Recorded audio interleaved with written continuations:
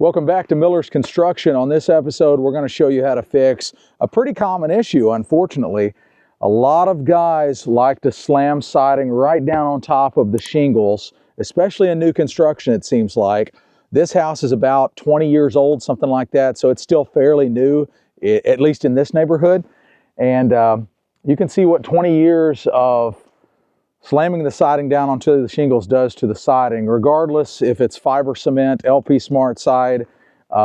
Obviously, vinyl siding, it would be okay. It's not going to deteriorate the siding too terribly, but that still doesn't make it right, and it still doesn't prevent the issues that we're going to talk about on this episode.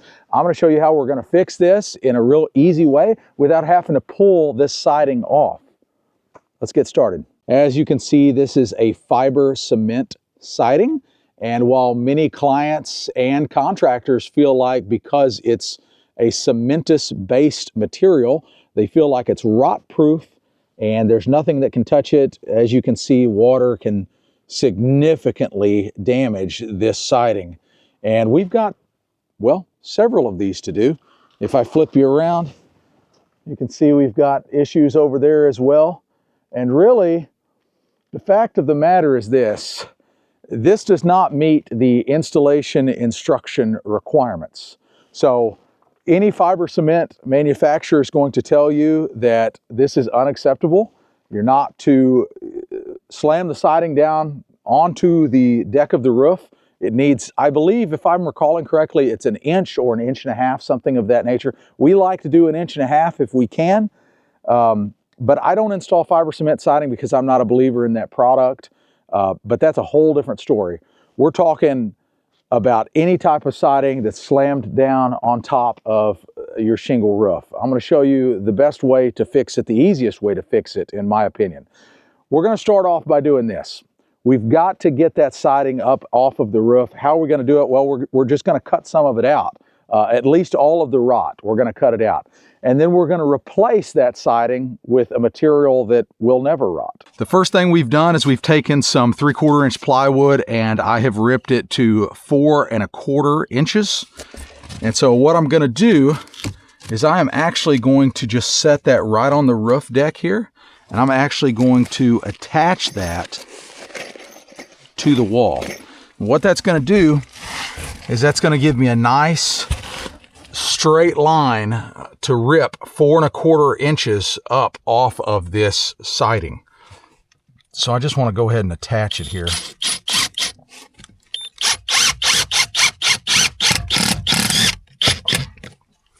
That'll do.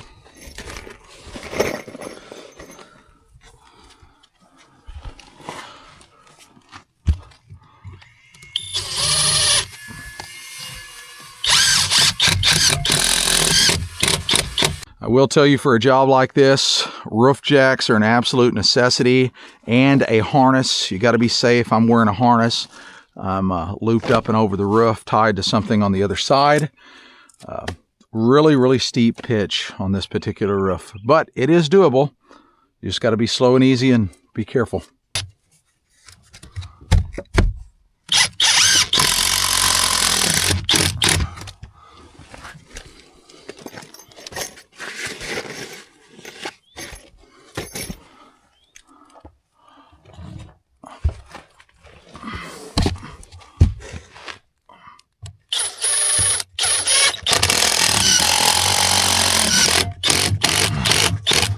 All right, now I'm ready to cut my line.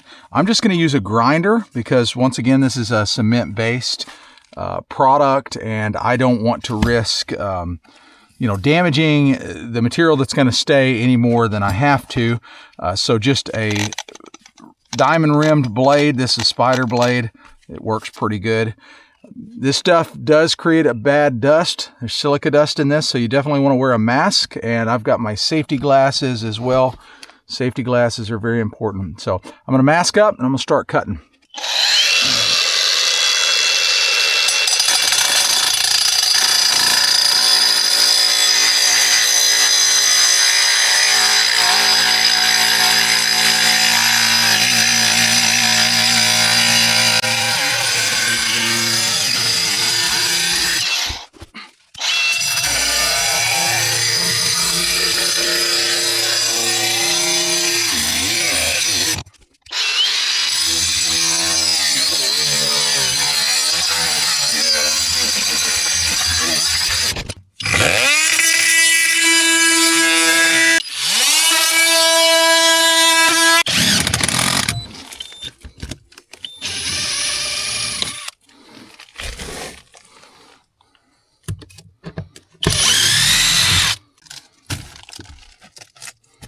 Boy, that stuff's gone. All right, flat bar.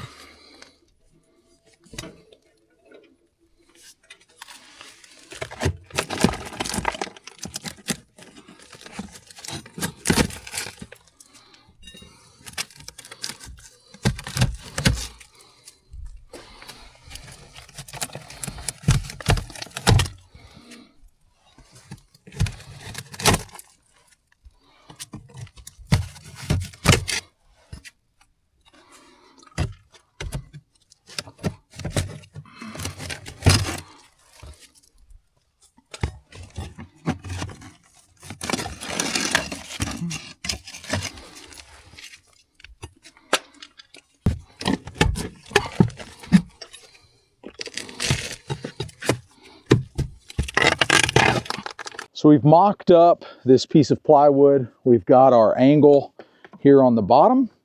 We've got our angle here on the top. Fits up into there. So now all we have to do is get a length, and yeah, we're going to cut the material that we're going to put in here. We're going to install PVC. PVC will never rot, deteriorate, corrode, anything like that. So we really don't have to worry about it if it's slammed right down on top of the shingles. However, we're still not going to do that. That's why I cut this to 4 1/4 inches. Our PVC is 3.5 inches tall. So I want to give this a gap. Whenever this roof does need replaced, I want the roofer to be able to come in and remove his shingles and roofing and put the new in right underneath our PVC without ever disturbing the siding. So it's critical. Even if the product is durable enough to be slammed down on top of the shingles, it's still a bad idea to do it. Before we install our PVC trim board, I've got this drip edge that I've custom bent on my metal brake, and you can see that I've copied that angle up here, and I've even bent a little kick out right here to where when water hits this drip cap, it'll flow down and out away from the wall. I like to put these on because it makes it look cleaner, and when water hits it, it has more of a tendency to, instead of going behind the trim, it'll just flow down the face of the trim and down and out. So I really like using a drip cap in these situations. I think it's the right thing to do. Chase, do we have a hammer up here? We do not. Okay, just a second. I'll just use this flat bar. I got a little bit of a staple sticking out right here. Yeah, there, never mind. We're good. It was just barely hanging.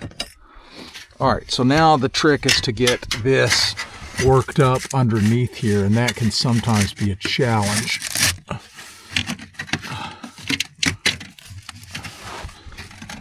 Okay. Started. There we go. There we go. Okay, I think I'm in. I want to bring that down. There we go. Okay, very nice. Look at that, folks. See how that works? Now we have a nice drip cap to slide our PVC up underneath. Rainwater, driving rain hits the siding, goes down, and it can't go back behind the trim where our fasteners are going to be.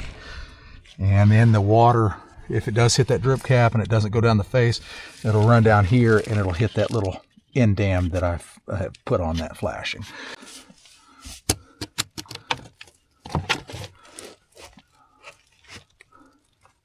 Here we are. I leave a little bit of a gap for expansion, and I can fill that with some sealant. PVC does move, so I like to ensure that it's got a place to go. So I did leave a little bit of a gap there.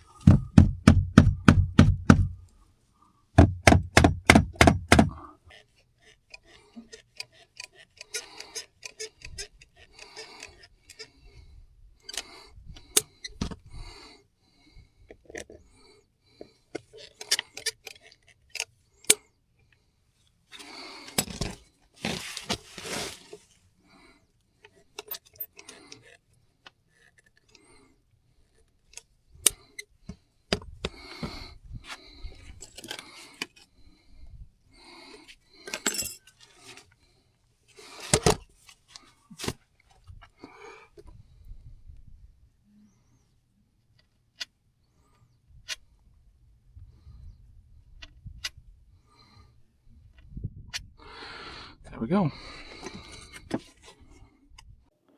And there you have it, folks. So much nicer. Obviously, the clients have some painting to do where this is deteriorated a little bit, but I think that's a fixable thing. Now, you'll notice the gap. Now, the next guy that has to replace this roof can come in, pull the shingles, replace the shingles.